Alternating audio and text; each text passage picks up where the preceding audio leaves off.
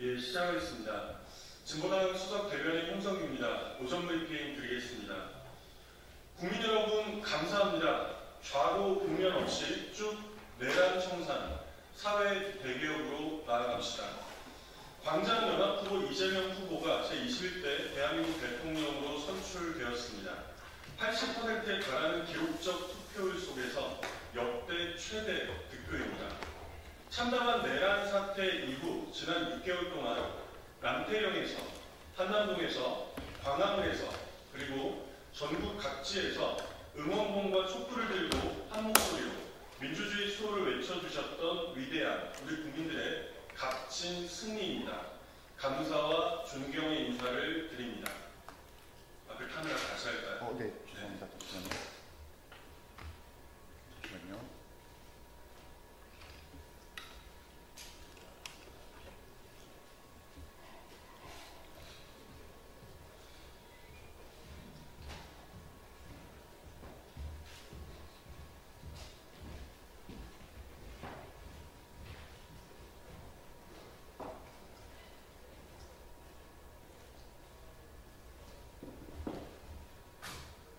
예, 다시 시작하겠습니다.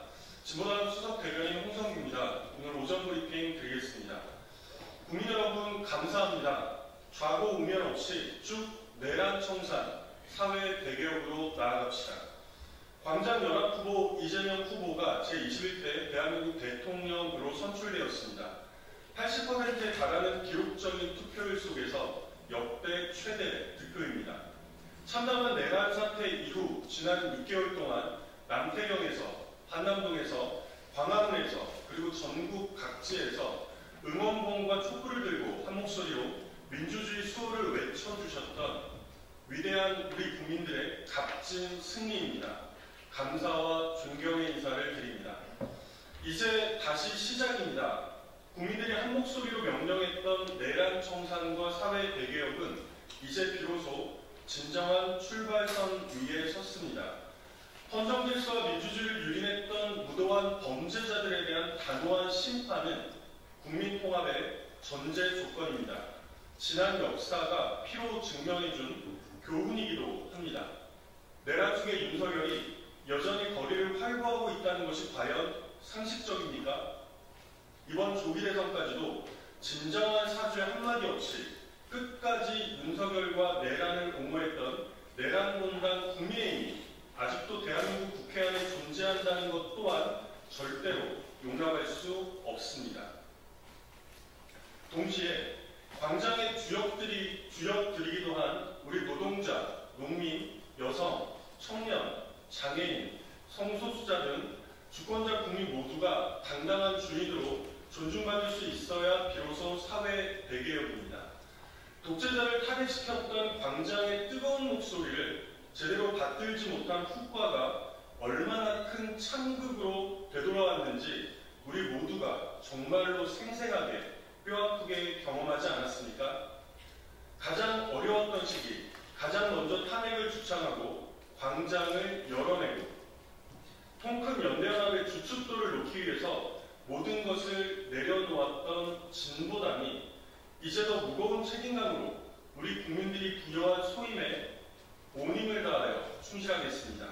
그것이 바로 진보당의 존재 이유이기도 합니다.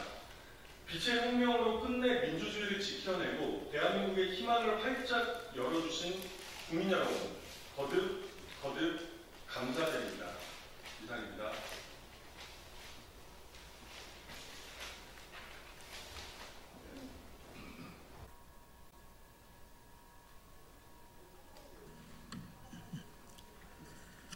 안녕하십니까. 조국혁신의 국회의원 차기권입니다. 먼저 제21대 이재명 대통령의 당선과 취임을 진심으로 축하드립니다.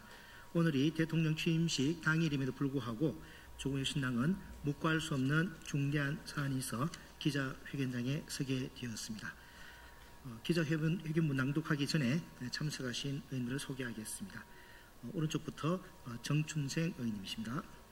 이혜민 의원님 오셨습니다. 신장식 의원님 모셨습니다. 그러면 예민 의원님부터 기자회견 나누겠습니다.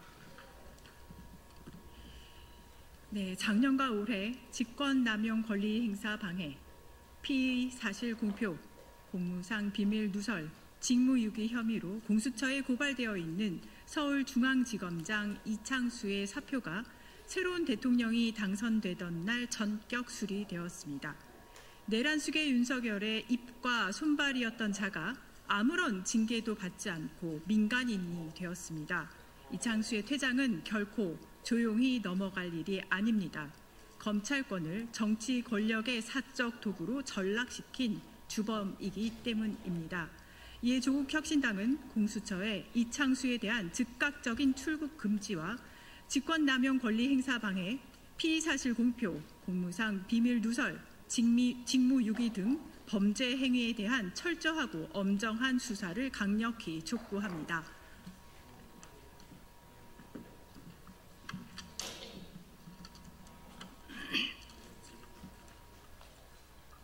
윤석열이 검찰총장이던 시절 그의 입이었던 이창수는 그 후 윤석열의 손발이 되어 성남지청장 시절에는 이재명 당시 경기도지사를 겨냥한 표적수사를, 전주지검장 시절에는 문재인 전 대통령의 가족을 겨냥한 표적수사를 벌이며 검찰권을 정치적 목적의 도구로 남용한 대표적인 자입니다. 서울중앙지검장으로 영전한 이후에는 김건희에 대한 명품백 수수 의혹, 도이치모터스 주가 조작 의혹을 모두 무혐의 처리함으로써 검사의 직무를 노골적으로 유기하고 윤석열 부부의 변호인을 자임하였습니다. 특히 김건희에 대한 봐주기 황제 수사와 무혐의 처분은 검찰의 민낯을 드러내며 국민의 신뢰를 철저히 배반한 중대한 직무유기였습니다.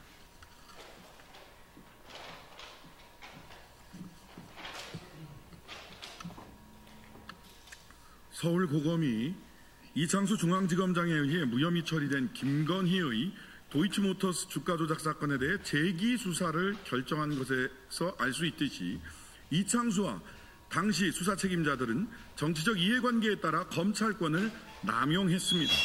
검사징계법에 따르면 검사가 퇴직을 희망할 경우 법무부 장관은 징계 사유의 여부를 대검찰청에 확인하게 되어 있습니다. 감찰이 시작된 이후에는 사표 수리가 어렵습니다. 검사가 해임 징계를 받을 경우 변호사 개혁도 3년간 금지됩니다. 수사기관에서 비조사 중 또는 수사 중인 사람은 명예퇴직금 지급 대상에서도 제외됩니다. 현행법에 따르면 추후에 무혐의 판정을 받더라도 명예퇴직금 지급은 소급되지 않습니다. 그런데도 불구하고 이창수는 사표를 제출했고 새 대통령이 당선되는 날 박성재 법무부 장관에 의해 사표는 전격 수리되었습니다. 검찰 독재 정권 내내 국민을 배신하고 국민을 저버림으로써 스스로 사망 선고를 한 검찰에 대한 개혁은 더 이상 미룰 수 없는 시대적 과제입니다. 수사를 빌미로 한 정치적 탄압, 선택적 기소, 봐주기 수사, 직무유기 권력에 대한 충성은 대한민국의 법치주의를 좀먹는 암덩어리입니다. 이창수에 대한 출국 금지와 철저한 수사가 필요한 이유입니다. 이에 조국혁신당은 공수처에 강력히 촉구합니다. 공수처는 이창수를 즉각 출국 금지하고 철저하고 엄정한 수사를 신속하게 진행하시기 바랍니다. 조국혁신당은 이창수 전 지검장이 법에 준엄한 심판을 피하지 못하도록 공정하고 투명한 절차가 철저히 준수될 수 있도록 끝까지 지켜보겠습니다. 감사합니다.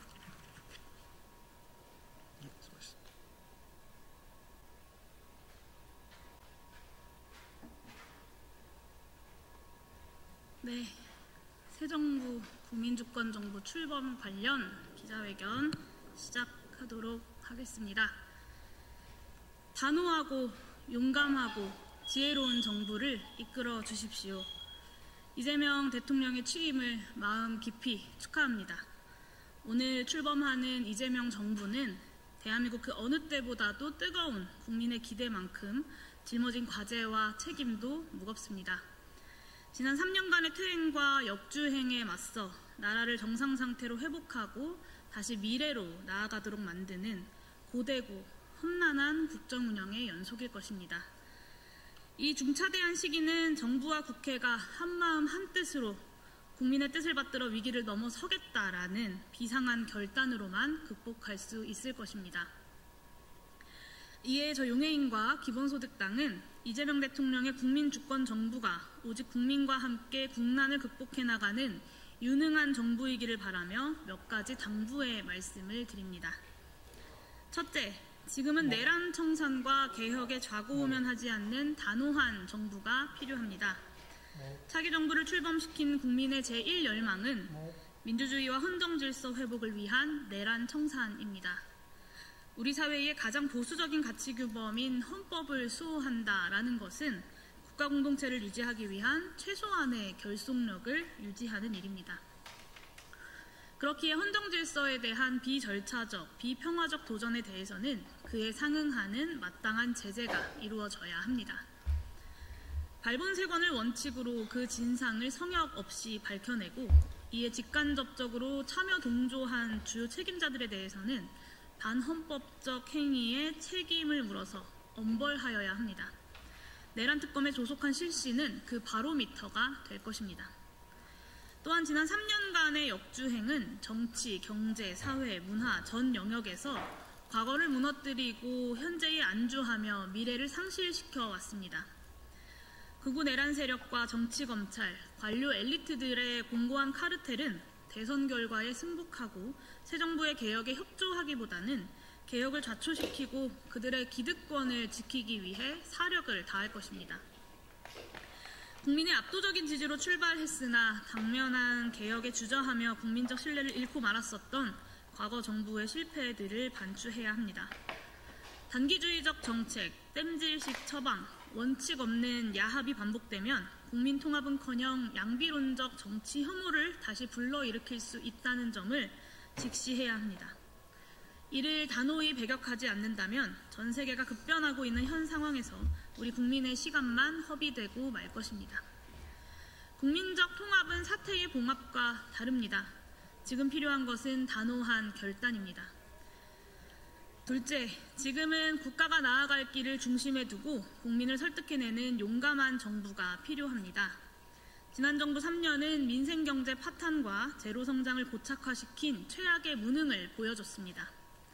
이렇게 막장이 된 핵심 원인은 고금리, 고환율, 고물가라는 최악의 경제 조건 속에서도 재정적자 관리만을 지상 최고의 이데올로기로 받들면서 뒤로는 대규모 부자 감세로 최상위 부자들만 배불리면서 거시적 전망 없이 경제의 몰락을 바라만 보고 있었기 때문입니다.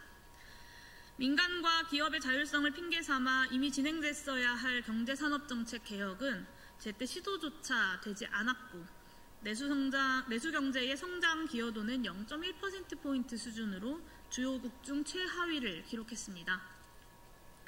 결론적으로 돈은 위로 그리고 빚은 아래로 약자의 고통만 쥐어짰습니다.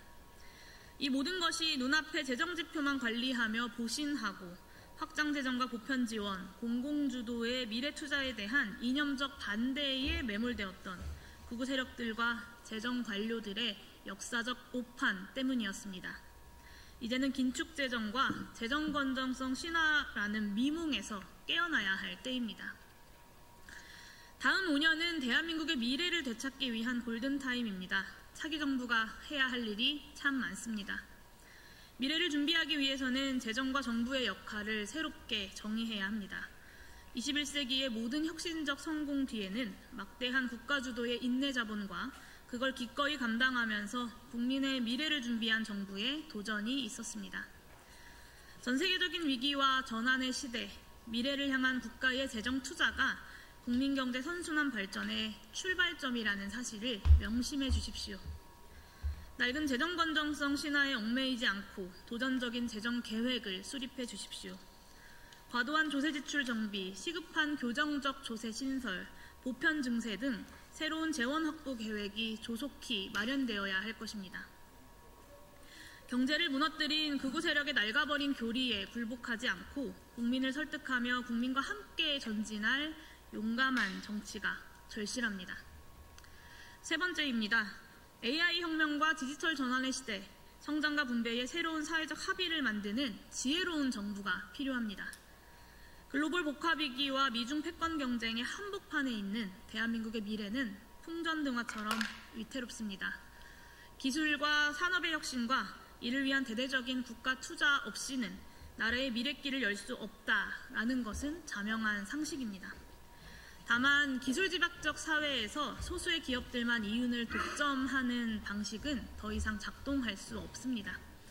과거 개발시대의 성장과 분배의 불균형을 반복할 이유가 없습니다.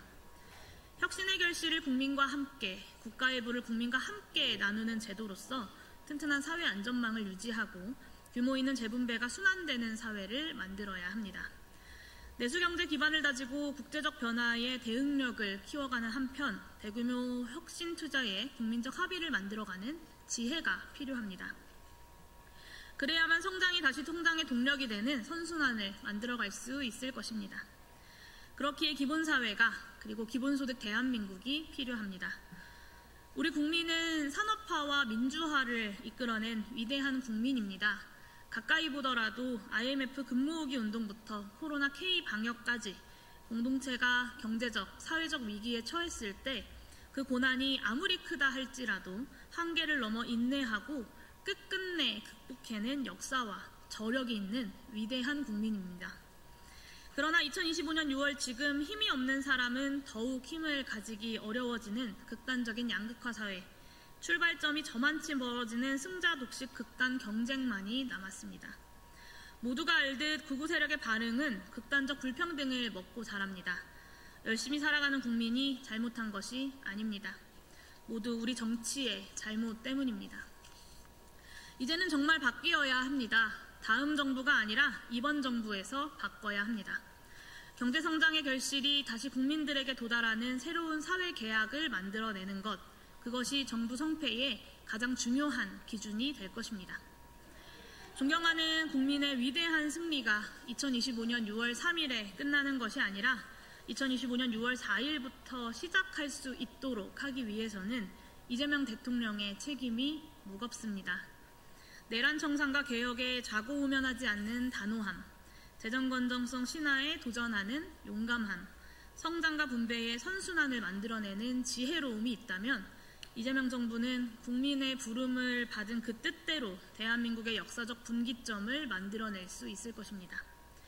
물론 정부만큼이나 22대 국회의 역할도 중요합니다. 남은 3년 동안 지난 3년의 시계를 되돌려 미래로 나아가야 합니다. 저 용해인과 기본소득당도 국민들의 준엄한 선택을 등대 삼아서 거침없이 개혁의 파도를 헤쳐가겠습니다. 무너지지 않는 책임감으로 앞장서 길을 내겠습니다.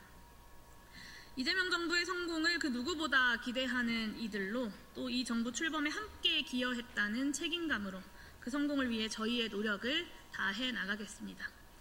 오늘 단지 이재명 대통령의 당선을 축하하는 것에 멈추지 않고 대한민국이 나아가야 할 그 방향에 대해서 고언을 하는 것은 바로 그 책임을 다하기 위함입니다.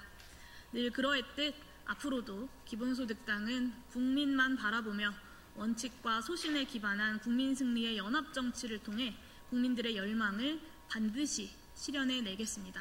감사합니다.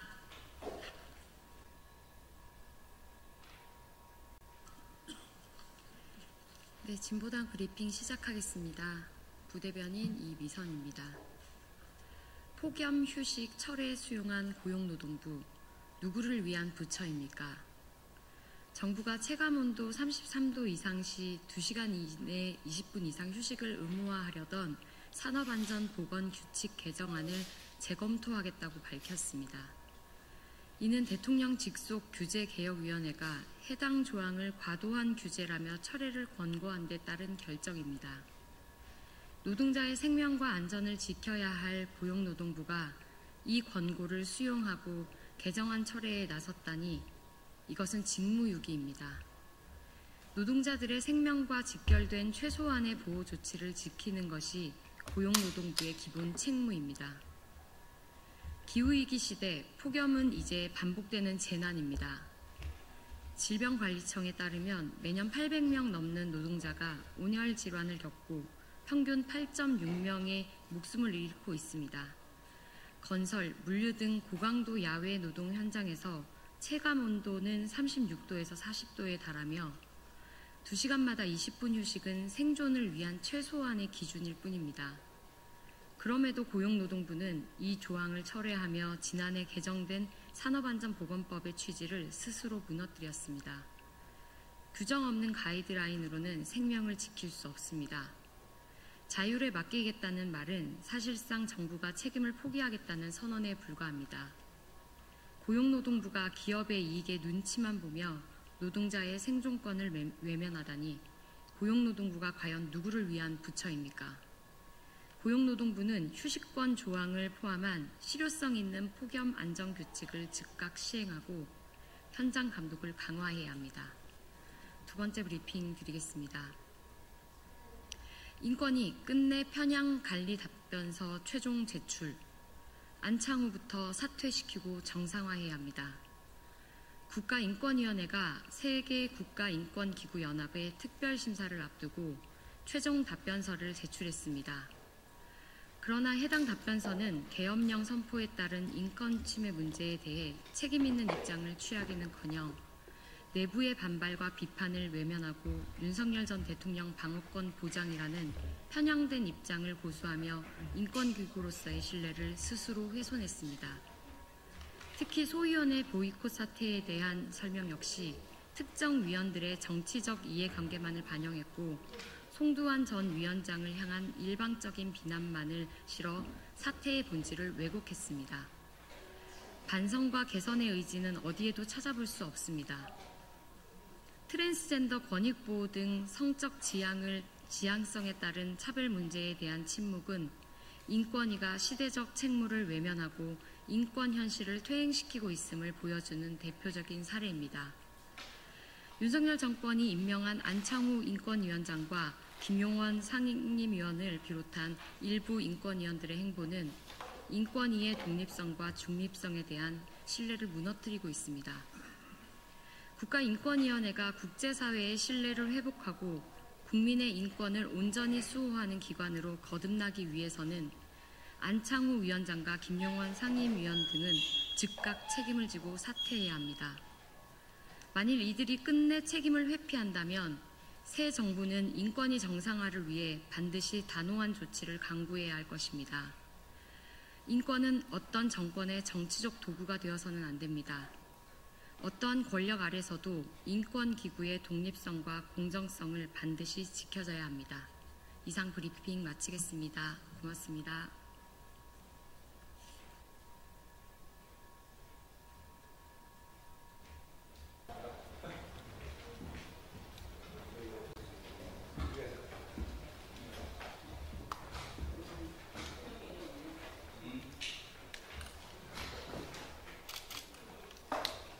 시작해도 되겠습니까?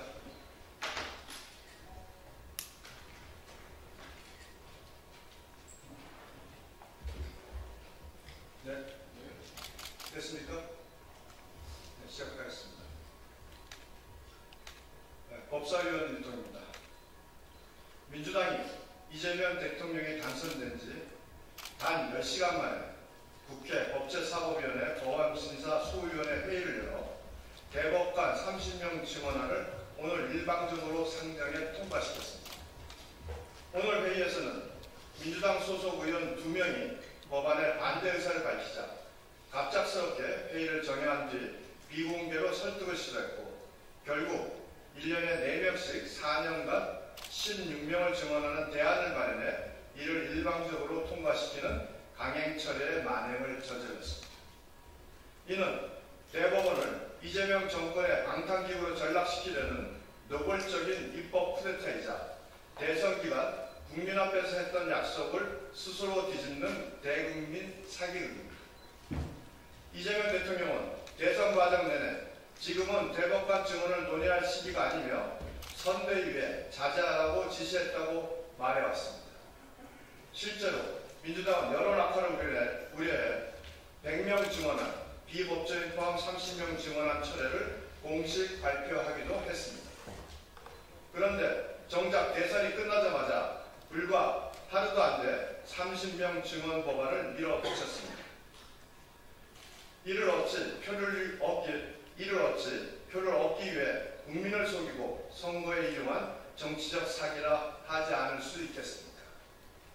민주당의 대법관 30명 증언안은 단순한 법안이 아닙니다. 이재명 대통령이 6월 2일 밝혔듯이 대법원이 5월 1일 자신의 공직선거법 위반 사건을 유죄 취지의 파기환송 결정을 내린 것에 대해 분노해 사법부를 완전히 장악하고자 바로 다음날 급작스럽게 발의된 보복성 압법입니다. 사법부의 독립과 법치주의는 단순한 제도적 원칙이 아니라 자유민주주의 국가의 존립 기반입니다. 대법관을 대거 증언해 사실상 권력 충성도에 따라 대법 임명하겠다는 발상은 베네수엘라식 독재 모델의 전형이며 절대 대한민국에서 용납될 수 없는 시대착오적 폭거입니다. 법조교야 학계, 시민사회 1,004명도 시국선언을 통해 사법부를 장악하려는 시도는 베네수엘라, 페루, 헝가리 등 전체주의 국가들이 독재로 회귀했던 전형적 전조라며 강하게 경고했습니다. 나치 독일도 의회 절차를 가정한 합법 독재로 사법부를 괴멸시킨 전례가 있습니다. 오늘 민주당의 행태는 바로 그 괴물 독재 국가의 출발점과 같습니다. 대통령 선거 다음 날 민생도 외교 안보도 아닌 첫 입법행위가 사법부 장악법이라는 사실은 충격을 넘어 경악스럽습니다. 오얏나무 아래서 박근을 고쳐내지 말라고 했습니다. 이재명 대통령이 당선되자마자 대법관 증언을 밀어붙이는 것은 대법관 수를 늘려 이재명 코드의 인사들을 무더기로 임명하여 사법부를 이재명 대통령의 하명기관으로 만들겠다는 발상입니다. 이재명 대통령과 민주당은 지금이라도 불과 며칠 전 국민 앞에서 철회를 약속한 대법관 100명 증언 법안을 당선 하루 만에 다시 상정한 것에 대해 사과해야 합니다. 아울러 법사위 전체회의에 상정된 모든 사법부 장악 관련 법안들을 전면 처리하고 향후 대법관 조직을 특정 정파의 이해관계에 따라 왜곡하지 않겠다는 분명한 입장을 국민 앞에 밝혀야 합니다. 국민께도 간절히 호소드립니다. 대한민국의 법치주의가 붕괴되고 재판이 권력자의 필요에 따라 작동하는 나라가 되도록 방치해서는 안 됩니다. 이재명 정권의 입법 독재, 사법 장악 시도, 국민 기만 행위에 대해 단호한 심판과 저죄를 부탁드립니다. 감사합니다.